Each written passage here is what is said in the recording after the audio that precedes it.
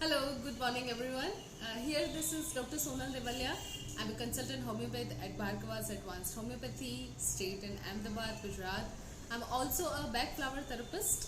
So, बहुत लोगों ने रिक्वेस्ट की है कि जैसे डॉक्टर एडवर्ड बैक ने जो 38+1 रेमेडीज बनाई है और उस 38+1 रेमेडीज को 7 इमोशंस ग्रुप में डिवाइड किया है.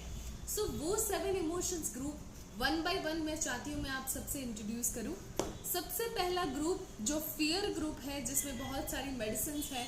आप मेरा वीडियो चेक कर सकते हैं. सबसे पहले ग्रुप फियर के लिए. और आज हमारे second emotional group from doctor back flower को इंट्रोड्यूस करने जा रही हूँ. तो सेकंड जो इमोशनल ग्रुप है वो बेस्ड है अनसर्टिनिटी के ऊपर. सो कुछ रेमेडीज डॉक्टर बैक ने 38 फ्लावर्स में से कुछ मेडिसिन सिर्फ uncertainty of the life of a person उसके लिए डिवाइड करके रखी है अलग से. तो वन बाय वन उस मेडिसिन के बारे में जानते हैं. पर सबसे पहले जानते हैं कि व्हाट इज अनसर्टिनिटी. ठीक है, जब कोई इंसान कोई चीज़ को लेके कोई डिसीजन को लेके, कोई इंसान को लेके, कोई जॉब को लेके, कोई जगह को लेके जब अनश्योर हो, जब उसको डाउट्स आने लगे खुद पे, खुद के डिसीजंस पे, या तो उसको करना है कि नहीं करना है. क्योंकि हम सबके लाइफ में ऐसे बहुत सारी चीज़ें आती हैं, बहुत सारे प्लेसेस, बहुत सारी सिचुएशंस आती हैं. जॉब करियर्स को रिलेटेड, रिलेशनशिप्स को रिलेटेड, कोई करियर अपॉर्चुनिटीज़ को लेके, तो हम काफ़ी श्योर नहीं हो पाते हैं कि हमें करना है कि नहीं करना है. तो this is what is called uncertainty. बात ये आती है कि भाई अनसर्टिनिटी क्यों. हम सारे नॉर्मल लोगों में कहीं ना कहीं कभी ना कभी अनसर्टिनिटी आई है. पर क्यों आती है? या तो हो सकता है कि वो इंसान है खुद, उसकी पर्सनालिटी ही ऐसी है कि वो अपने डिसीजन पर ट्रस्ट नहीं कर रहा है, कि उसको पता नहीं है कि मैं जो चूज करूंगा वो सही है या गलत. तो अनसर्टिनिटी हो सकती है कि वो इंसान श्योर नहीं है. कभी कभी हमारे लाइफ में ऐसी बहुत सारी पास्ट में चीज़ें हो रखी होती है जिसके एक्सपीरियंस के बेस्ड पे हम ये तय करते हैं कि हमें श्योर है कि नहीं कि वो चीज़ हमें करनी है. कभी कभी क्या रहता है कि दो चीज़ हमारे सामने रखी है, दोनों चीज़ अच्छी है, दोनों की चीज़ की खुद की अपनी अच्छाइयाँ बुराइयाँ हैं और हम चूज़ नहीं कर पाते कि वो क्या करना है. सो ऐसी सारी चीज़ें हैं जहाँ पे हम अनसर्टेन होते हैं. तो बहुत अनसर्टेनिटी के बारे में बात हो गई. तो सबसे पहली मेडिसिन टोटल अनसर्टेनिटी ग्रुप में 6 बैक फ्लावर एसेंसेस है. सबसे पहला बैक फ्लावर एसेंसेस है सिराटो. देखिए, सिराटो पर्सनालिटी कैसी होती है कि वो इंसान डिसीजन नहीं ले पाता खुद से, क्योंकि उसको अपने डिसीजन पे कभी ट्रस्ट नहीं रहता है.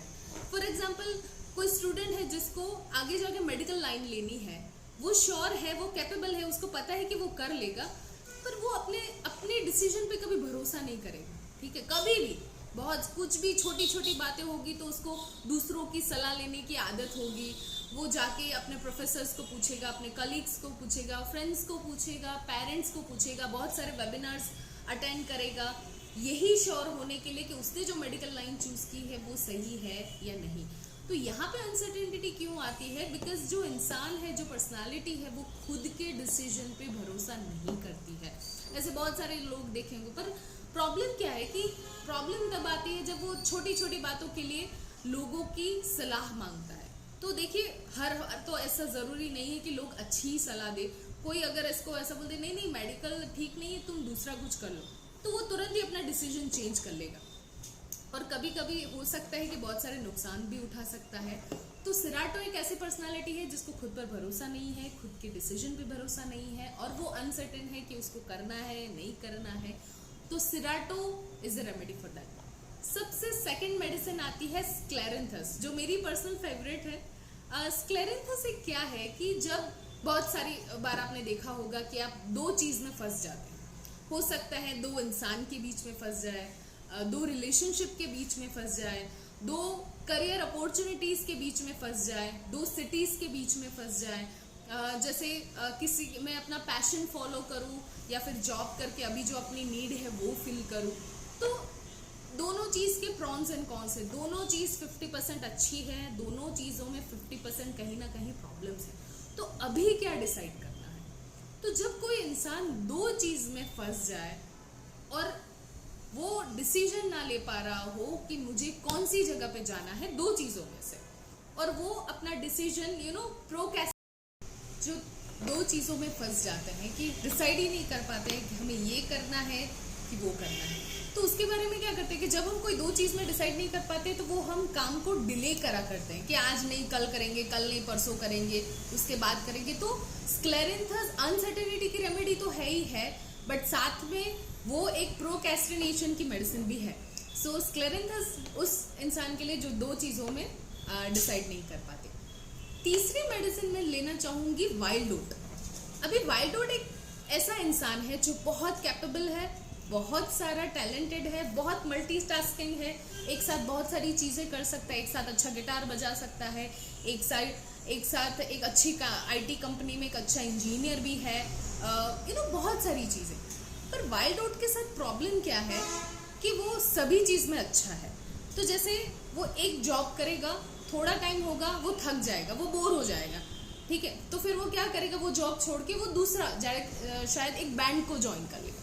वो बैंड में भी वो बहुत अच्छा बजा रहा है, ड्रम बजा रहा है अच्छा, या गिटार बजा रहा है, बहुत पॉपुलर है। थोड़ा टाइम 1-2 साल वो किया और फिर से वो बोर हो गया, फिर से कंटाला आने लगा, तो वो चौथी चीज करने लगेगा। तो wild oat is someone who is uncertain about his career. उसके अंदर वो आपने किक मूवी देखी है ना, उसको जब किक मिलना बंद हो जाता है ना तो वो जॉब चेंज कर देता है। तो wild oat is someone who is constantly changing his jobs, his career options, और ultimately क्या होता है कि वो आपने सुना होगा is jack of all master of none जैसी उसकी हालत हो जाती है, और अल्टीमेटली वो एक अच्छी पोजीशन पे नहीं बैठ सकता जो उस कैपेबल है जो होना चाहिए। तो वाइल्ड ओट एक ऐसा, जैसे स्क्लेरेंथस दो चीजों में बटा है, वैसे वाइल्ड ओट बहुत सारी चीजों में बटा पड़ा है। उसको बहुत सारी चीजें हैं, वो डिसाइड नहीं कर पा रहा है कि उसको इतनी सारी चीजों में से उसको खुद का क्या करियर ऑप्शंस चुनना है। तो wild oat who is uncertain about his career opportunities. Next medicine आती है जेंशन। जेंशन वैसे तो एक डिप्रेशन की मेडिसिन है, पर जेंशन इंसान एक पेसिमिस्टिक इंसान होता है। मतलब छोटी छोटी बातों में हार मान लेना, छोटे छोटे ट्रिवियल मैटर्स में मैंने जैसे बताया हार मान लेता है, आगे बढ़ नहीं पाता है। वो हमेशा छोटी छोटी बातों से इतना निराश हो चुका है कि आगे वो कुछ सोच नहीं पाता है, और हमेशा ऐसा सोचता है कि जो मैं आगे करूँगा वो खराब ही होने वाला है। There is always the person who sees a glass half empty. हमेशा उसको ऐसा लगता है कि जो चीज़ होने वाली है बुरा ही होने वाली है, तो वो क्या करता है कि वो चीज़ ट्राई ही नहीं करता। जैसे फॉर एग्जाम्पल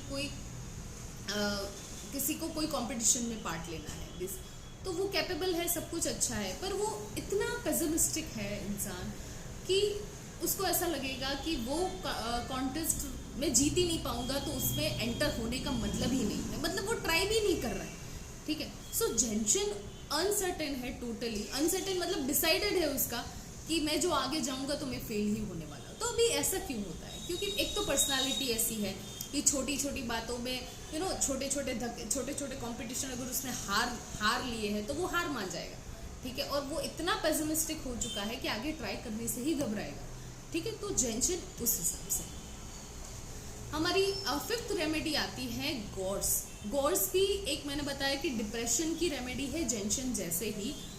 गॉर्स में क्या होता है कि इंसान इतना होपलेस हो चुका है क्योंकि उसकी लाइफ में इतने सारे इंसिडेंट्स बने हैं, जैसे उसके लव्ड वन की डेथ हो गई, कोई इंसान है जो बहुत बड़े एग्जॉस्टिंग रिलेशनशिप से गुजरा है या एग्जॉस्टिंग डिवोर्स से गुजरा है, कोई इंसान है जो जिसकी जॉब इतने सालों से अच्छी चल रही है और अचानक से उसको निकाल दिया गया है, कोई इंसान है जो बड़ी लंबी बीमारियों से जूझ रहा है, फॉर लाइक कैंसर है, IBS है, कोई मेंटल एंजाइटी है, डिप्रेशन है, या तो कोई पैरालिसिस है, स्ट्रोक है, हेमिपेरेसिस है, मतलब इतनी लंबी बीमारी जो डायबिटीज, हाइपरटेंशन, हाइपोथायराइड, या क्रोनिक कोई आर्टेरियल डिसीज से पेशेंट जूझ रहा है, मतलब बहुत टाइम से बेड रिडन है, उसकी लाइफ में इतना बड़ा हो चुका है, तो वो इंसान करेगा क्या?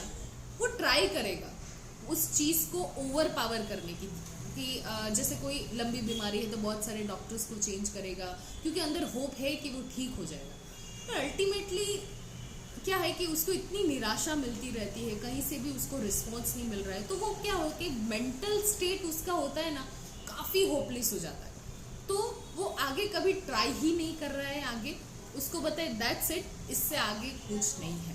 तो बेसिकली ये मेडिसिन डिप्रेशन एंड होपलेसनेस की है, बट उसको अनसर्टिनिटी में रखा गया है क्योंकि इंसान को ऐसा लगता है कि मेरी लाइफ में इतना सब हो चुका है, आगे कोई चांस नहीं है कि मेरी लाइफ में सब कुछ अच्छा हो, कोई चांस नहीं है कि मेरी ये बीमारी है वो ठीक होगी, कोई चांस नहीं है कि मेरा ये रिलेशनशिप है वो सुधरेगा, कोई चांस नहीं है कि जिस इंसान को मैंने खोया है वो वापस आएगा, कोई चांस नहीं है कि मैं पहले जैसे लाइफ जीता था आगे भी वैसे जीऊँ।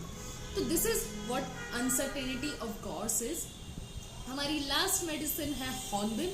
हॉर्नबिम एक बहुत अच्छी मेडिसिन है, आप उसको क्रोनिकली भी डिसीज में यूज कर सकते हो, आप अपनी डे टू डे लाइफ में यूज कर सकते हो। हॉर्नबिम एक ऐसा है आपका मेंटल एंड फिजिकल टॉनिक। मतलब जैसे एक फीमेल की बात ले लो, वो मल्टीटास्कर है, उसको सुबह उठ के किड्स को संभालना है, उसका फूड उसका नाश्ता रेडी करना है, उसको स्कूल भेजना है, हस्बैंड के लिए अलग से रेडी करना है, खुद अपना ऑफिस है या खुद अपना क्लिनिक संभालना है, घर आके घर के लिए ग्रोसरी शॉपिंग्स करनी है, छोटे मोटे परचेसेस करने हैं, रात में भी सबको संभाल के आराम से जब सब सेट हो जाए तब वो इंसान आराम करने जाता है। प्रॉब्लम ये है कि इतने सारे मल्टीटास्किंग चीज के बावजूद नेक्स्ट डे जब वो इंसान सो के उठता है तब उसको अपना दिन दिखाई देता है, अरे यार अभी से ये 5 बज गए हैं, अब से चालू होगा कि रात के 12 बजे तक मुझे ये सारी चीजें करनी है, और सिर्फ सोचते ही वो इंसान एग्जॉस्ट हो जाता है कि मुझे नहीं लगता कि आज का दिन मेरे लिए मैं कर भी पाऊंगी कि नहीं, कि इतनी सारी चीजें सिर्फ सुबह उठ के सोचने से ही उसका जो डे टू डे वर्क है, क्योंकि वो इतना एग्जॉस्ट हो चुका है। जैसे कोई इंसान है कि बहुत बड़े प्रोजेक्ट्स कर रहा है, कोई कंपनी में लगातार काम किए जा रहा है बिना किसी छुट्टी के, बिना किसी रेस्ट के, तो और एक जब प्रोजेक्ट आता है तो सोचने से ही कि अरे यार ये प्रोजेक्ट कितना लंबा चलने वाला है, मुझे I am totally exhausted, I don't think so कि मैं ये प्रोजेक्ट आगे कर पाऊंगा। फीमेल जैसे मैंने आपको बोला कि मल्टीटास्किंग वुमन नेक्स्ट डे जब उठती है तब सिर्फ सोचते ही है कि भाई मुझे नहीं लगता कि I am gonna make it through this day. So hornbeam क्या करता है कि ये अनसर्टेनिटी जो आपको फिजिकली एंड मेंटल पावर जो ड्रेन हो चुका है और उसकी वजह से आप अनसर्टेन है कि मैं आगे नहीं कर पाऊंगा, तो वो अनसर्टेनिटी के लिए हॉर्नबिम है। मैं फिर से एक बार आपको समराइज करके देती हूँ कि फर्स्ट हमारी जो मेडिसिन मैंने आपको बताई थी सिराटो अनसर्टेन इसीलिए है कि खुद की डिसीजन मेकिंग पावर पे उसको भरोसा नहीं है, that's why he is uncertain. Second हमारी जो मेडिसिन मैंने बताई थी आपको स्क्लेरेंथिस, वो इंसान जो 2 चीज़ों में नहीं डिसाइड कर पा रहा है कि उसको क्या करना है, तो दैट्स व्हाई उसकी अनसर्टेनिटी उस टाइप की है। तीसरी मैंने जो बताया वाइल्ड ओट, जिसके पास बहुत सारे ऑप्शन है, इतने सारे ऑप्शन है और उसमें से चूज नहीं कर पा रहा है कि उसको क्या करना है। फोर्थ मेडिसिन जेंशन, मैंने बताया कि वो इंसान ही इतना पेसिमिस्टिक है कि वो कोई चीज़ ट्राई करने से पहले ही सोच लेता है कि ये चीज़ मैं नहीं कर पाऊंगा, मैं इसमें फेल होने वाला हूँ, तो वो पेसिमिस्टिक एटीट्यूड की वजह से वो अनसर्टेन है। गॉर्स जैसे मैंने बताया डिप्रेशन की मेडिसिन, वो इसलिए अनसर्टेन है कि उसने लाइफ में बहुत सब कुछ हो चुका है, उसने वो चीज़ ठीक करने के लिए बहुत ट्राई कर लिया है, now he is mentally broken down, उसको नहीं लगता है कि उसकी चीज़ों में उसकी लाइफ में कोई चीज़ अभी आगे ठीक होने वाली है, तो this is how is uncertain. और हॉर्नबिम मैंने आपको बताया कि मेंटली एंड फिजिकली इंसान इतना ज़्यादा एग्जॉस्ट हो चुका है कि उसको नहीं लगता है कि नेक्स्ट ये चीज़ मैं कर पाऊंगा। सो ये सारी मेडिसिन है जो हमारे अनसर्टेनिटी ग्रुप के हैं। होपफुली आपको ये वीडियो अच्छा लगा हो, आपको कुछ सीखने को मिला हो। डेफिनेटली जब मुझे टाइम मिलेगा मैं आपके नेक्स्ट थर्ड जो इमोशनल ग्रुप है उसके बारे में बात करेंगे। तब तक के लिए thank you so much. But yes please आप कोई भी ऐसी मेडिसिन हो खुद से ना ले, आपको कोई बैक फ्लावर थेरेपिस्ट की सलाह लेनी चाहिए before giving any of this medication. अगर आप चाहें तो मेरे कमेंट बॉक्स में भी आप अपने केसेस रख सकते हैं, जब भी मुझे या मेरी टीम को टाइम मिलेगा हम आपको गाइड करेंगे। Back flower medicine is very much useful, very much soft, एकदम हार्मलेस है, आप उसको खुद भी मेडिकेट कर सकते हो without any thorough supervision. But आपको फर्स्ट तो कोई एक बैक फ्लावर थेरेपिस्ट की सलाह लेनी पड़ेगी। अगर आप चाहते हैं तो आप अपने केसेस हमारे कमेंट बॉक्स में रख सकते हैं। हम डेफिनेटली अपना पूरी ट्राई करेंगे आपको सेटिस्फाइड आंसर करने की। Stay tuned for a next video. Thank you so much.